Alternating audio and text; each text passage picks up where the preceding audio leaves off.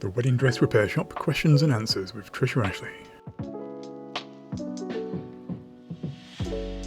What gave you the inspiration for the little museum of bridal misfortune? I watched endless series of Say Yes to the Dress on the TV while I was convalescing from an operation. So I think that might have inspired me a bit. The actual shop in the title isn't really a shop, it's a workshop, a museum, where the heroine, Garland Fairford, mends and conserves the donated dresses.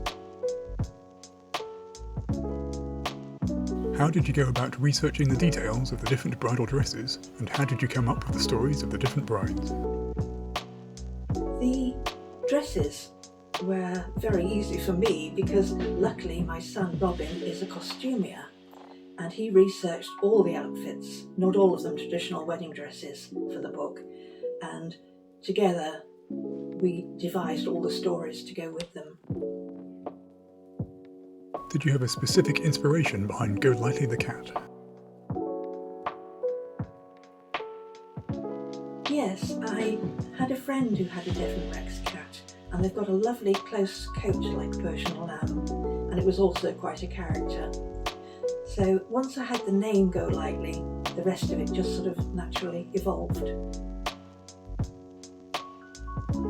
Do you have any favourite characters?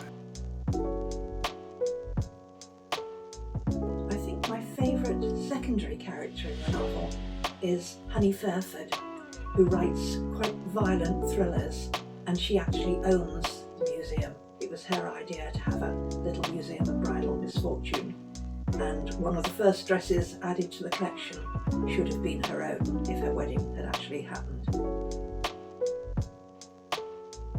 Tell us more about your own upcycled wedding dress. For my own wedding, I wore a dress that my mother had made for her own wedding. It's in beautiful silk satin. I had the train taken off, but it had a lovely goth vibe to it with pointed sleeves over the wrists and a square neckline, and it was very fluid. After the wedding, I said to my mother that it would be lovely if I dyed it a nice bright colour and wore it to parties. This was the hippie era. But she immediately packed it away and removed it before I could do that. I do have the dress now though, and I haven't dyed it. Tell us a little about the setting, and if we will get a glimpse of any characters from previous books.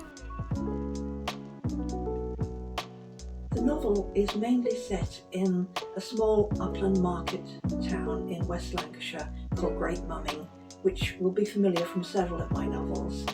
And yes, a few of the characters will be familiar to readers of previous books. And finally, what's next in Trishaworld? I'm currently trying to finish a new novel which will be out later this year, a Christmas novel, and this one will be set in North Wales for a change. I can't say any more about it at the moment, though it is up on Amazon for pre-order, and it's called The Christmas Retreat.